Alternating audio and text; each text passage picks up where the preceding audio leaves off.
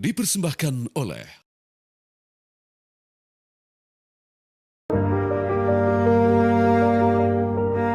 Dulunya, lahan ini adalah bagian dari aktivitas tambang yang menopang kehidupan dan pembangunan. Seiring waktu, fungsinya berubah. Ruang yang pernah sibuk oleh alat berat, kini memasuki babak baru. Presiden Republik Indonesia mendorong pemanfaatan lahan produktif untuk mencapai kedaulatan pangan, dan Polri mengambil peran aktif sebagai penggerak kolaborasi di lapangan. Melalui sentuhan kolaborasi dan kepedulian, tanah ini diberi kesempatan kedua. Hari ini, dari hamparan yang sama, tumbuh jagung hijau yang subur, bukan sekadar tanaman, tetapi simbol harapan.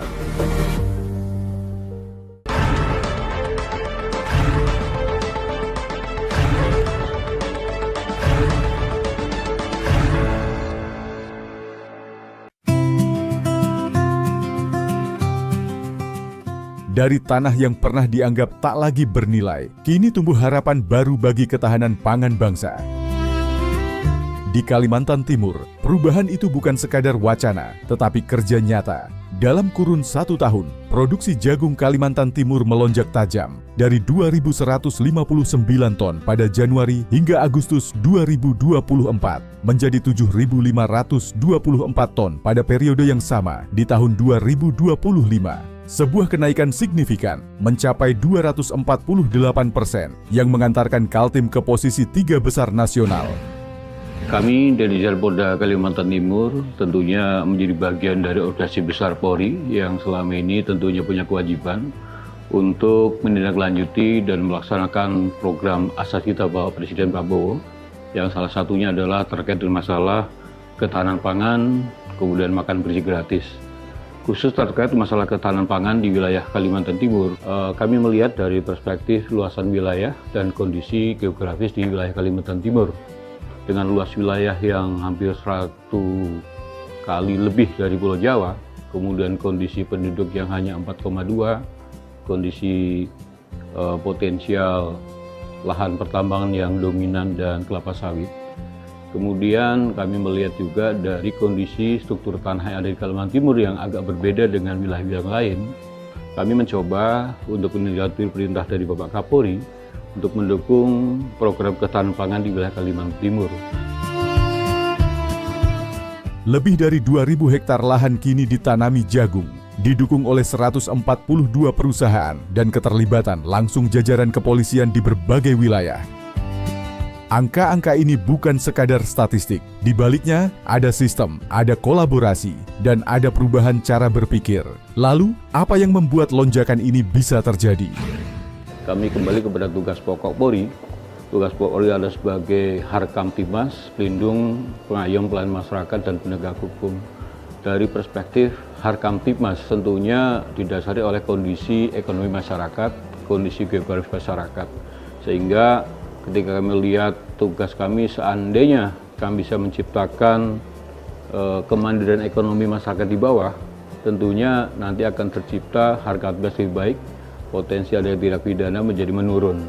Jadi kami mengambil program yang menurut kami semuanya cukup strategis dengan menggunakan industrial farming yang kita coba dengan mengelola satu areal eks tambang, di mana kita lihat eks tambang yang tidak produktif menjadi produktif. Kemudian kita juga meningkatkan kualitas dari hasil yang nanti kita harapkan. Tanah ini tidak serta-merta siap ditanami. Ia pernah menjadi bagian dari aktivitas tambang, keras, asam, dan miskin unsur hara. Karena itu, segalanya harus dimulai dari nol. Proses diawali dengan pembukaan dan penataan lahan, bukan sekadar meratakan tanah, tetapi membaca kembali karakter alam yang telah berubah.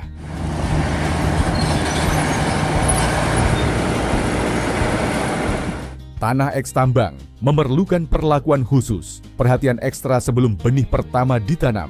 Langkah awalnya adalah menetralkan tingkat keasaman tanah. Dolomit ditebarkan, perlahan mengembalikan keseimbangan pH, agar tanah kembali bersahabat bagi kehidupan. Setelah itu, tanah diperkaya dengan pupuk kandang untuk menambah unsur organik dan memperbaiki struktur tanah. Baru kemudian nutrisi lanjutan diberikan. Pupuk kimia seperti urea dan KCl diaplikasikan secara terukur, dilengkapi nutrisi pendukung lainnya. Semua dilakukan dengan perhitungan agar tanah tidak hanya subur sesaat, tetapi mampu menopang pertumbuhan tanaman secara berkelanjutan. Konsep industrial farming adalah dari hulu ke hilir. Artinya dari hulu, pertama kita menyiapkan lahan-lahan dari eks-tambang. Dalam hal ini kita bekerjasama dengan pengusaha tambang yang memiliki lahan-lahan yang belum dimanfaatkan dan selanjutnya dalam kondisi tidur. Nah, disinilah mereka kita minta untuk membantu menyiapkan lahannya atau meminjamkan lahannya. Di hulunya kita siapkan kesiapan penanamannya. Di situ nanti ada sebagian untuk jagung pipil. Yang berikutnya adalah sisanya nanti untuk tanaman rumput yang kita gunakan untuk yang lain.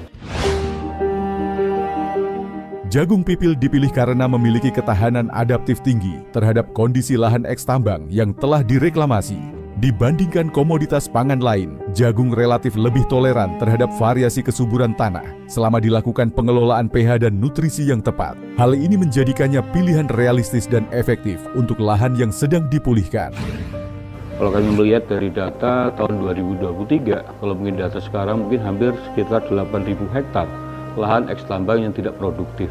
Tentunya eks-tambang yang 8.000 itu bisa dimanfaatkan sedikit demi sedikit dalam rangka untuk peningkatan pemanfaatannya melalui program ketahanan pangan khusus masalah jagung. Selain itu, siklus tanam jagung yang relatif singkat memungkinkan hasil panen diperoleh dalam waktu lebih cepat. Ini penting untuk memastikan produktivitas lahan dapat segera dirasakan manfaatnya, sekaligus menjaga keberlanjutan program dalam jangka panjang. Kita tidak bisa menyamakan program ketahanan pangan penanaman jagung dengan wilayah yang lain, karena memang kondisi tanah yang memang memiliki unsur hara sangat rendah, kemudian kandungan logam berat yang cukup tinggi, tentunya memberikan effort yang cukup besar dalam ketahanan pangan. Jagung pipil memiliki nilai guna yang luas dan terintegrasi, tidak hanya sebagai hasil panen, tetapi juga sebagai bahan utama pakan ternak, khususnya ayam petelur dan sapi. Dengan demikian, jagung menjadi simpul penting dalam ekosistem industrial farming yang menghubungkan sektor pertanian dan peternakan. Seluruh bagian tanaman dimanfaatkan. Harapan saya dengan industrial farming ini tentunya effortnya akan kita keroyok sama-sama, karena kita juga melibatkan seluruh stakeholder dari Dinas Ketahanan Pangan, Dinas Pertanian, para pengusaha, dan juga kelompok tani. Nah, kelompok tani di Kalimantan Timur tidak cukup banyak, jumlahnya tidak seperti di tempat yang lain.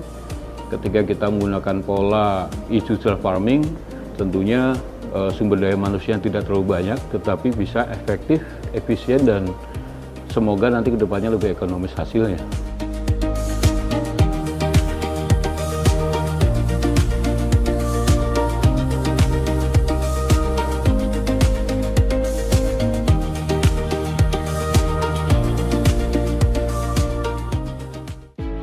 Untuk membangun bangsa yang hebat, rakyat yang sehat, kuat dan cerdas, Polri mendukung program ketahanan pangan nasional sebagai salah satu prioritas program Astacita. Polri menyiapkan 1 juta lahan produktif dan 4 program